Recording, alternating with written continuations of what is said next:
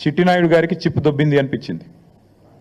ఎందుకంటే ఆయన మాటలు, ఆయన వైఖరి నిన్న అసలు ఏం మాట్లాడుతున్నారో కూడా తెలియనంత ఒక ఏదో పిచ్చి రిపోర్ట్ రిలీజ్ చేసినాడు నిన్న. ఇవన్నీ బీఆర్ఎస్ హయాంలో విడుదల చేసిన అదానికి ఇచ్చిన ప్రాజెక్టులు అంటాడు.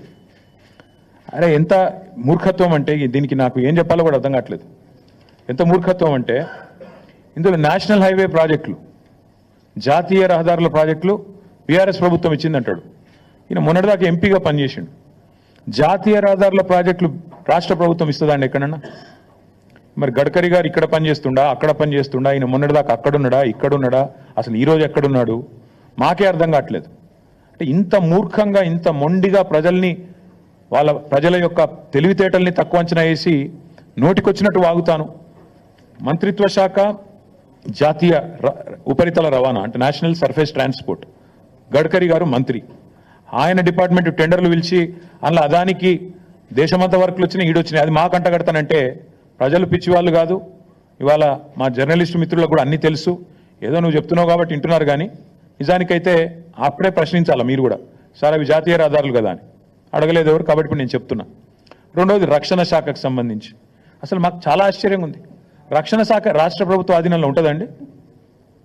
రాజ్నాథ్ సింగ్ గారు ఏం చేస్తున్నారు మరిగా? రక్షణ శాఖ మంత్రి ఆయనకు ఎందుకు మరి? అంటే ఎంత మూర్ఖత్వం అంటే మాట్లాడితే కనీసం కొద్దిగా సోయి లేదు, ఏం లేదు. ఇంకోటి 750 kV ట్రాన్స్మిషన్ లైన్ ప్రాజెక్టు, ఇది కూడా మాది కాదు, సెంట్రల్ గ్రిడ్ ఇది. అరే ఇవన్నీ గింత పిచ్చిగా, గింత మూర్ఖత్వంగా, గింత అవగాహన రాహిత్యంతో ముఖ్యమంత్రి మాట్లాడితే ఆయన ఏమనాలా చిప్పు దొబ్బిందనకపోతే? ఇప్పుడు దయచేసి నేను మీడియా మిత్రులను కూడా కోరుతా ఉన్నా, ఏది పడితే అది ముఖ్యమంత్రి నోట్లోంచి రాగానే అవేం భగవద్గీత అయిపోదు, అందులోకి వచ్చేటి శ్లోకాలు అయిపోవు. ఆయన మాట్లాడే దానిలో కూడా సరుకుందా, సబ్జెక్ట్ ఉందా, లేకపోతే అంతా బబరాజమానం భజగోవిందమా అడగాలి కదా. మనం కూడా అక్కడ కూర్చున్న వాళ్ళం ఎదురుగా జర్నలిస్టులుగా డెఫినెట్గా ఆయన నిలదీయాలి. అది కేంద్ర ప్రభుత్వ ప్రాజెక్ట్ కదా సార్, నువ్వు ఎందుకు పిచ్చి పిచ్చిగా మాట్లాడుతున్నావు అని ఒక్కరని అడగాలి కదా. అయితే ఇంకా ఆశ్చర్యం, ఇంకా చాలా ఆయన మాట్లాడుతూ ఉంటే డ్రై పోర్టు కూడా కేంద్ర రాష్ట్ర ప్రభుత్వాల సంయుక్త ఆధ్వర్యంలో చేసేది, దానికి కూడా కేంద్ర ప్రభుత్వం అనుమతి ఇవ్వాలి. వాళ్ళతో సహకరించి, ఎందుకంటే మనకు ల్యాండ్ లాక్ స్టేట్, మనకు సముద్ర తీరం లేదు కాబట్టి డ్రై పోర్ట్ అనేది ప్రతిపాదన మనం తీసుకొచ్చినాం. దానికి కూడా కేంద్ర ప్రభుత్వంతో ఇంకా సంప్రదింపులు చేస్తానే ఉన్నాం. ఎవరికి ఏమి ఇవ్వలేదు, అది కూడా ఇచ్చినట్టుగా చూపెట్టినాడు.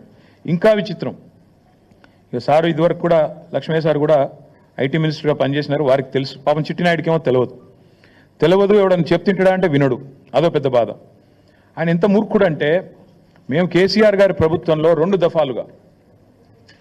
దఫాలుగా మైక్రోసాఫ్ట్ నుంచి 31,000 కోట్ల పెట్టుబడులు డేటా సెంటర్ రంగంలో తీసుకొచ్చాం.